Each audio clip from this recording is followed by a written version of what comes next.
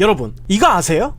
인간과 소통하며 새끼 고양이들을 사랑한 한 고릴라에 관한 이야기를 말입니다. 미국의 독립기념일 맞이 불꽃놀이 축제가 한창이던 1971년 7월 4일 샌프란시스코의 한 동물원에서 암컷 새끼 고릴라 한 마리가 태어났습니다. 사육사들은 이 새끼 고릴라에게 일본어로 불꽃의 아이라는 뜻을 가진 하나비코란 이름을 붙여줬지만 그보다 좀 더 자주 부르던 애칭이 있었으니 바로 코코였죠. 자연 상태가 아닌 동물원에서 새끼 고릴라가 태어나는 경우는 매우 경사스러운 일이었지만 안타깝게도 태어나자마자 건강 상태가 매우 좋지 않았던 코코는 동물원의 의료시설에서 집중 치료를 받아야만 했습니다. 그렇게 무리와 어미의 품에서 떨어진 채 인간들 사이에서 치료받던 코코에게 앞으로의 운명을 바꿀 만남이 찾아오게 되는데 바로 스탠퍼드대 심리학 박사 페니 피터슨과의 만남이었습니다. 당시 영장류와 인간 사이의 언어 소통에 관한 연구를 진행하려던 그녀에게 있어서 무리와 떨어져 다른 고릴라들과 의사소통을 나눈 경험이 없는 이 생후 10개월짜리 새끼 고릴라야말로 때묻지 않은 순수한 조건을 가진 실험 대상이었죠. 피터슨 박사는 스탠퍼드 대학과 동물원의 배려로 1974년부터 코코의 거처를 옮기고 거의 24시간을 함께 지내며 경계심을 허물었죠. 이후 피터슨 박사는 손짓으로 상대방에게 이야기할 수 있는 수화를 코코에게 가르쳐 인간과 고릴라 사이의 언어 소통에 대한 실험을 진행했습니다. 그러나 세간의 반응은 차가움 그 자체였죠. 어떻게 한낱 짐승인 고릴라가 인간과 대화를 할 수 있냐며 그 누구도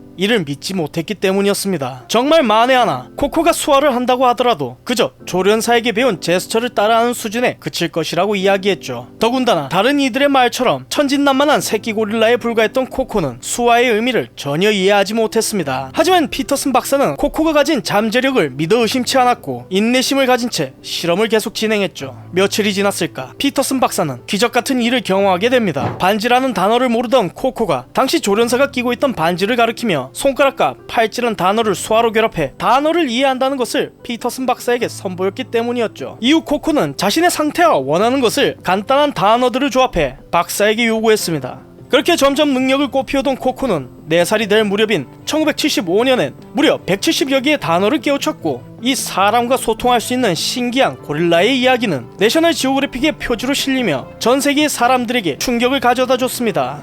그렇게 몇 년이 지난 뒤 인간의 나이로 성년이 다 되어가던 무렵 코코에게 또다시 운명과 같은 만남이 찾아오게 되는데 평소 새끼 고양이 3마리에 관한 동화에 푹 빠져있던 코코가 피터슨 박사에게 자신이 직접 고양이를 기르고 싶다는 수화를 표현했고 이에 피터슨 박사가 어미에게 버림받아 유기묘로 남겨진 진짜 새끼 고양이를 입양했기 때문이었죠. 고릴라가 사는 우리는 새끼 고양이에게 너무나 위험한 환경이라는 주변의 우려도 있었지만 코코가 오래전부터 보여오던 오남과 모성애를 알고 있던 피터슨 박사는 이것이 문제가 되지 않을 것이라 믿었습니다. 그리고 그녀의 예상대로 새끼 고양이를 만난 코코의 반응은 너무나 감동적이고 아름다웠죠. 코코가 커다란 손으로 세상에서 가장 귀중하다는 듯이 새끼 고양이를 가볍게 들어올려 품에 안자 새끼 고양이 역시 진짜 자기 어미를 만난 것 마냥 너무나 편안한 듯 온몸을 코코에게 맡겼으니까 말입니다. 스스로 새끼 고양이에게 올보리란 이름을 붙인 코코는 3가지 단어의 수화로 이를 표현했죠.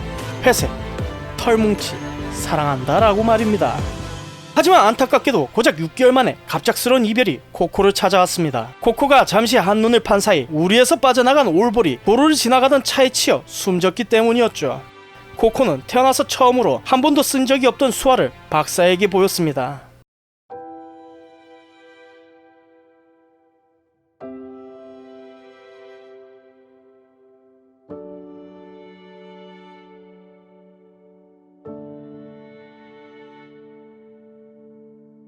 그렇게 코코는 혼자 있을 때마다 눈물을 흘리며 진짜 자식을 잃은 어미처럼 행동했는데 이것은 같은 종이 아닌 다른 생물의 죽음을 인지하며 슬퍼하는 공감 능력이 인간에게만 있는 것이 아니란 사실을 우리에게 가르쳐줬죠.